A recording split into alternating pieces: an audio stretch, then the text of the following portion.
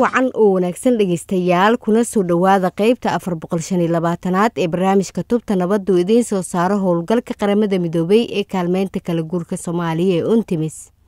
mahadsanid Faiza, ma ogtahay in Soomaaliya iyo hay'adda qaramada midoobay u qaabilsan arrimaha gargaarka ee UN OCHA ay dhawaan bilaabeen qorshaha ka jawaabista iyo baahiyaha arrimaha bini'aadanimada ee sanadka 2025. Waa sidaas Saalax, tani waa dukumeenti aad muhiim ugu ah Soomaaliya kaasoo ka turjumaya baahida bini'aadanimo iyo qorshayaasha iskaashi ee wax looga qabanayo dhibaatooyinka bini'aadanimo ee dalka. Warbixinta arrimaha bini'aadanimada ee 2025 waxa ay muujinaysaa in 5.98 milyan oo qof oo Soomaali ah ay u baahan yihiin kaalmo bini'aadanimo oo degdeg ah, iyadoo 4.57 milyan ay si gaar ah ugu baahnaan doonaan gurmadka. Saalaxow, tani waxay ka dhigan tahay hoos u dhaca 13% ah tirada dadka gargaarka u baahan iyo 10% hoos u dhaca dhaqaalihii loo baahnaa sanadkii tagay 2024, iyadoo ay jiraan horumarkan yar. Haddana Soomaaliya weli waxay la xarbinaysaa dhibaatooyinka bini'aadanimo oo daba dheeraaday. Tani waxa ay lama huraan ka dhigaysaa in la helo dhaqaale dhan 1.4 bilyan oo dollar si wax looga qabto xaaladaha arrimaha bini'aadanimada ee taagan. Saalaxow, taasi waa wax jira. Si kastaba ha ahaatee, waa wax dhiirigelin mudan inaan aragna iskaashi iyo dadaalo wadajir ah oo ay sameynayaan dowladda, maamulada deegaanka iyo saaxiibada caalamiga ah si wax looga qabto xaaladaha jira. Faiza, waan ognahay dhammaanteen in xaaladaha taagan ay sal u yihiin khilaafaad iyo amni darro jira, barakicin iyo isbeddelka cimilada oo ay ku jiraan abaaraha iyo fatahaadaha, fakhri iyo helista adeegyada aasaasiga ah oo aad u yar.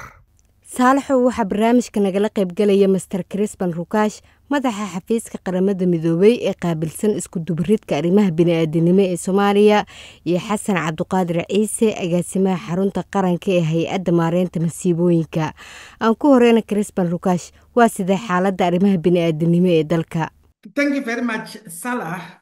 I would say Somalia, the humanitarian trends are up and down and taking back to xaaladda arrimaha bini'aadanimada ee Soomaaliya waa mid sabaynaysa, balse aan xoogaa sharaxo.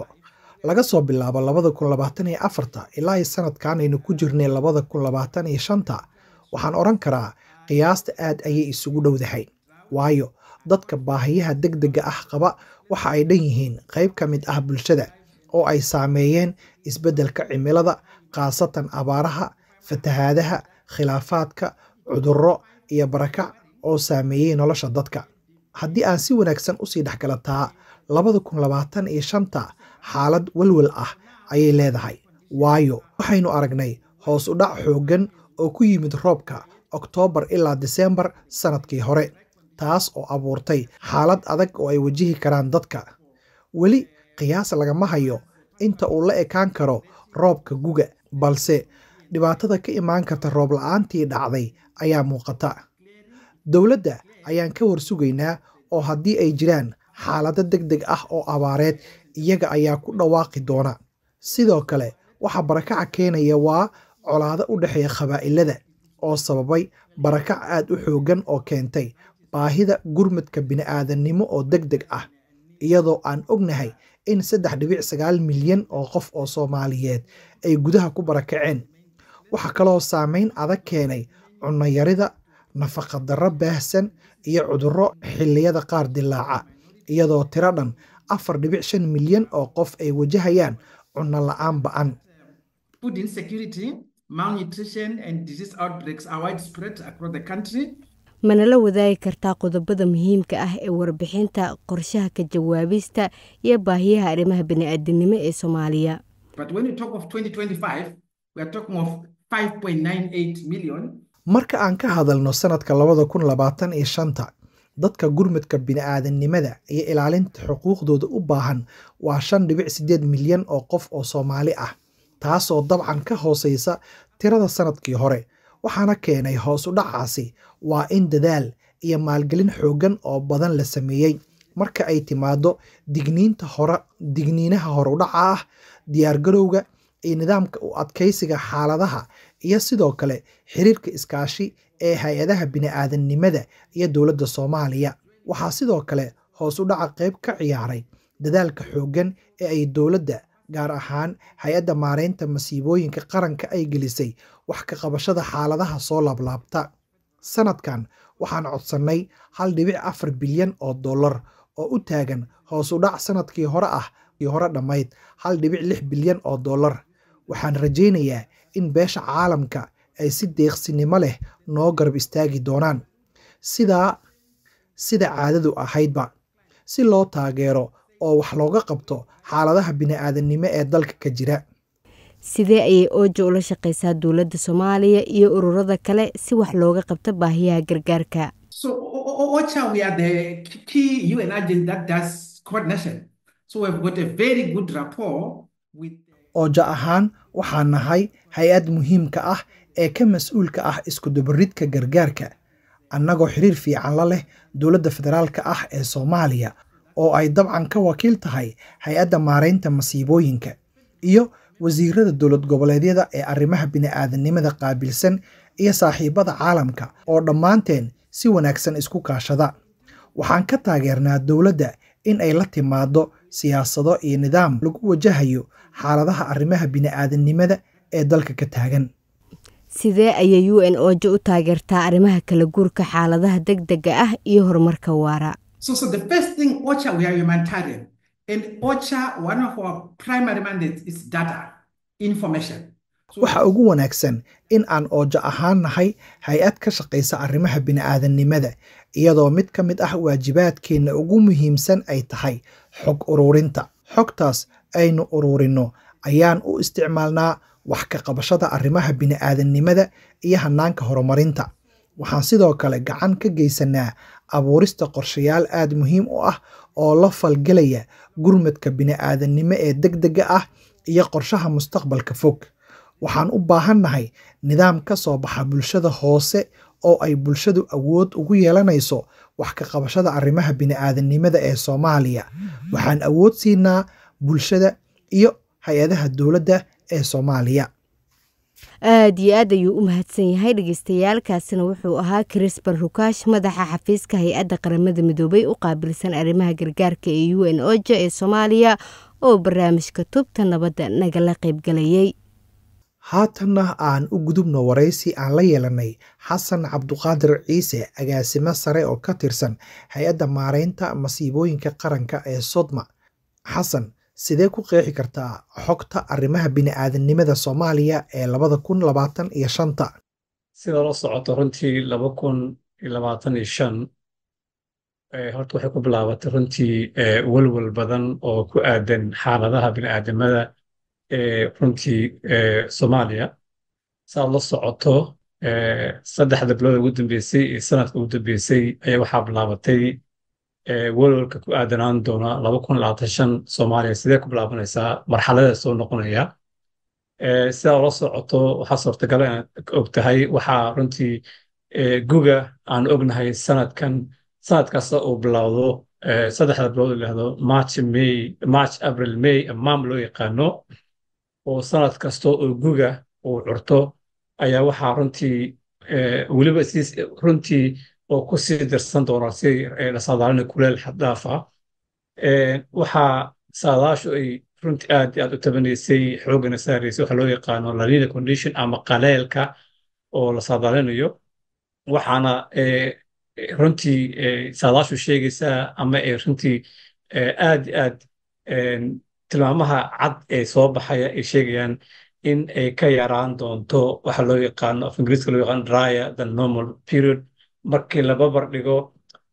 bilaha kale ee sanadka. waxaa la saadaalinaya runtii in uu roob ku yaraan doono, qalalkana uu aad u badnaan doono. waxaa sidan oo kale dhacday sanadyadii 2017 3 bilood aan kuu sheegay 2020 oo intaba runtii qaleelku aad u ahaa, kulaylkuna saa'id ahaa, markii dambena lagu qeexay runtii abaar. waad og tahay waddankan humanitariankan ama waxyaalahan gargaarka ee Soomaaliya inay aad u soo jiitamaysay. beesha caalamkuna runtii ee dadaal aad u xoog badan gelisay oo balaayin door la geliyey. haddeer aan kula hadlayo waxaa laga shaqeynaya nafteeda waxa loo yaqaano qorshaha diyaargarowga gargaarka ee 2025 qorshahaas oo aan rajaynayna mar dhow la daahfuri doono malaayiin ilaa 5 milyan ka badan qof ayaa baahidu degdeg haysaa oo u baahan in loo gargaaro sanadkan runtii markaan aan waxaas oo dhan isu soo koobno dee roobkii oo yaraado kulelihii oo bato abaarta oo lasii saadaalinayo oo boqolkiiba hadda la leeyahay 60 kor u dhaafi kartaa oo saadaashu ay sheegayso in aan u baahannahay runtii wax loo yaqaan in la sameeyo proactive approach ama runtii dee mas-uuliyad wadareed dhammaan dowladda hay-adaha internationalka ka shaqeeya arrimahan ama kuwa maxalligaba iyo ummadda soomaalida oo dhanba runtii in loo diyaargaroobo dhinaca u diyaargarooba abaarta iyo response ama gargaarka hadday noqoto dhinaca waxa loo yaqaan ingiriiska prepositioning in dadka nugul runtii Soomaaliya ugu nugul waxaa loo baahan yahay in loo diyaargaroobo ama badbaadintooda laga soo shaqeeyo. waa maxay qorshayaasha dowladda ee wax ka qabashada baahiyaha bini'aadanimo ee Soomaaliya gaar ahaan gobollada ay saameeyeen khilaafaadka abaaraha iyo macluusha? waad mahadsantahay horta walaalmaan waxaan horta ka dowlad ahaan runtii qorshe waxaa jirta qaran oo diyaarinay oo la diyaarinay hay-adaha internationalka la shaqeeya waxaa la yidhahdaa anticipatory action plan runtii wixii intaysan bilaaban in qorshaha laga baaraandego lasii diyaariyo xaydee noqoto dhinaca coordinationka oo aanu kala shaqeynayno dhammaan hay-adaha kala duwan hadday noqoto diyaargarooba inay noqoto marka focuska ugu weyn runtii hadda anagu aanu saaraynaa waxa weeye sidii aan u horumarin lahayn ama u xoojin lahayn governance-ka ama dowladnimada ama ka go'aan qaadashada maamul goboleedyada hadday noqoto dhinaca state-ka hadday noqoto gobolka ilaa district level ama degmooyinka weliba meelaha aad u saameysay waxaa loo yaqaano abaaraha iyo conflict ama dagaalada soo noqday runtii waxyaalahaas oo waxaa lagu yidhahdaa wax isbiirsada weeye haddii colaad iyo abaar isbiirsadaanna waxa ka dhalan kara cid walba og tahay arrinta ugu muhiimsan oo kale waxaan rabnaa anaga aan runtii aan kuu sheego kuu qeexo waxaa jirta meelo hadeer ama sanadka soo dhaafay ama 2 sano ka hor ama hadeerba dadaalada socdo oo dib u xoreynta waxa loo yaqaan stabilization marka laga tago ciidamada qaranka ama xoogga dalka Soomaaliyeed hay-adda labaad ee dowladeed ee tagta ee ku xigta hay-adda maareynta masiibooyinka ka dowlad ahaan waxaan rabnaa inaan inta aysan imaan hay-adaha kale ee dowladda ee ka shaqeeya developmentka hadday noqoto waxbarashada caafimaadka biyaha waxaanu si sameynaa inaanu dayactir ku sameyno ceelasha inaanu raashiinkii iyo daawadii aan dadkan u geyno. xasanoo waan gartay marka maxaa haga iskaashiga ka dhexeeya dowladda Soomaaliya bulshada iyo saaxiibada caalamka marka ay timaado ka jawaabista arrimaha bini'aadanimada? walaal xiriirka naga dhexeeya iyo isku duwidda iyo collaborationka naga dhexeeya anaga local community-ga ama hay'adaha localka ah local community-da dadkeena shacabkeena maamul goboleedyada heer federaal heer maamul goboleed iyo saaxiibada caalamiga international community runtii waxaa naqeexa waana haga runtii ugu muhiimsan inaan mar walba qofka horta aan maskaxeyn ku fikirno waxa weeye waa sidee baan ku helnaa maaragtay gargaar hufan oo joogteyna oo dadkan ka saari kara baahida degdeg qabaan loona gaarsiin karaa runtii adkeysiga aafooyinka. midda koowaad waa ognahay horta waa security-ga waxaanu kala shaqeynaa hay'adaha amniga si aanu access wax loo qabto critical waa waxa ugu muhiimsan waa dadka baahida ama dadka nugul sidee baa si safe ah loogu geyn karaa maaragtay gargaarkooda weliba meelaha conflictka aad uga dhacaan aan priority siin lahayn sababtoo ah accessibility-ga aysan jirin dee raashin dadka lama gaarsiin karo barakacan wuu badanaya dadkii runtii waddanku adeegi lahaana dhammaan waxay soo galeen magaalooyinka weyn taa waxaa ka dhalanaysa marka in ay runtii yaraato dadkii soo saarka weliba meelaha beeraha leh. arrinta kale aan kaa taabto waxa weeye waa coordination mechanism kalaad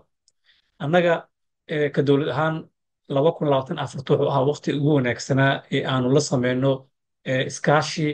ama xiriir la sameyno international partnerska hay-adaha ugu sarreeya waddankan.